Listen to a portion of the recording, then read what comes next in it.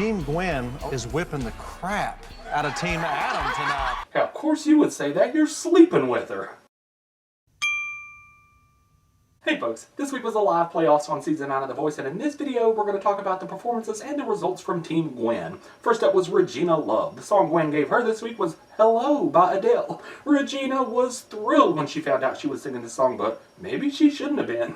I know the idea was give an old-fashioned singer a new song and it'll modernize her, but I think it had the opposite effect. It just made the song sound old. And the performance was actually kind of terrible. She was missing as many notes as she was hitting, stopping to breathe every few seconds, and she looked terrified. It's like she was singing for crocodiles. Poor thing just looked scared to death. So yeah, we knew she was on her way out the door. It was just not a good song choice, especially since iTunes counts for so much of the vote, more now than it ever did. If people like the song, they're just going to buy the Adele version if they haven't already. Next up is Korin Bukowski. The song GWEN gave her this week was Adia. Now first, I gotta say, it is so nice to hear a Sarah McLachlan song that doesn't invoke images of sickly puppies on this show, but I'm not sure if this was the right one.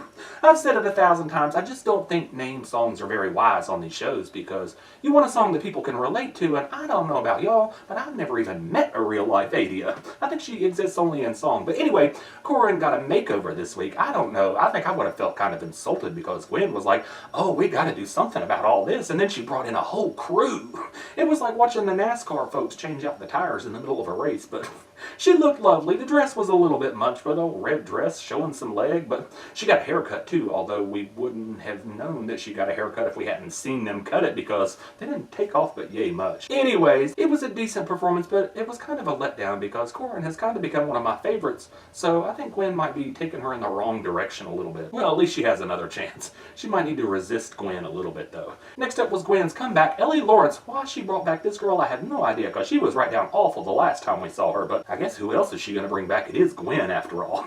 No, the song GWEN gave her this week was X's and O's, and it was actually a pretty good performance. You know, I think this girl might be a time traveler. It's like GWEN and Blake's baby all grown up. She is kind of a mix of the two, and there is rumors that GWEN is pregnant, so. But anyways, yeah, it was a good performance. Kind of too little too late though. Being resurrected kind of zaps you, and the odds were not in her favor. Next up was Jeffery Austin. Carson Daly said that Jeffery was going to be showing a brutally honest side of himself. I have no idea what that was supposed to mean. I was waiting and waiting for some brutally honest moment, and I never did see one. Unless maybe he was alluding to the fact that Jeffery is openly gay, but that's not brutal honesty. Carson Daly is a tool. Now that's being brutally honest.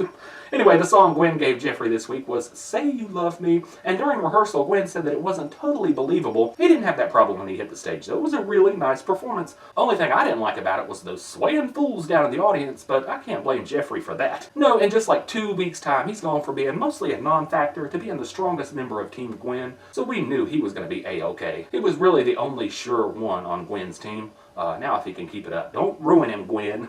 Next up was Braiden Sunshine. The song GWEN gave him this week was Everything I Own. She says she picked it because she loves the contrast of a young kid singing a powerful song. Translation, she doesn't know what to do with him. She needs to leave his hair alone though, and let the poor thing wear his glasses. He can't even see when he performs. I don't know why the hell GWEN is snatching away these contestants' eyeglasses this season. Anyway, no, it was a pretty performance in a who cares kind of way. I thought his pronunciation was sometimes verging on quirky girlish.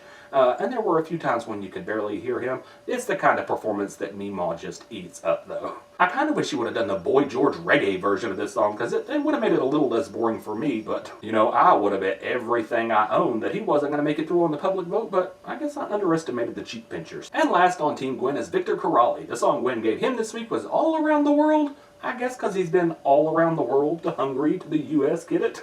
Kinda dumb, yeah. She sure didn't pick it because it was a good song, because a good song it is not. Viktor did about the best that he could possibly do with a terrible song choice.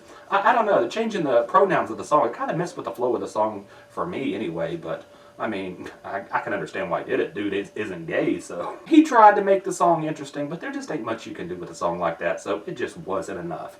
So that was it for the performances. On Wednesday's results show, we found out that America voted for Jeffery and Braiden. Little Braiden Sunshine was just as surprised as I was. Like I said before, I guess I just underestimated the cheek pinchers. Out of the 4 remaining contestants, GWEN decided to save Korin.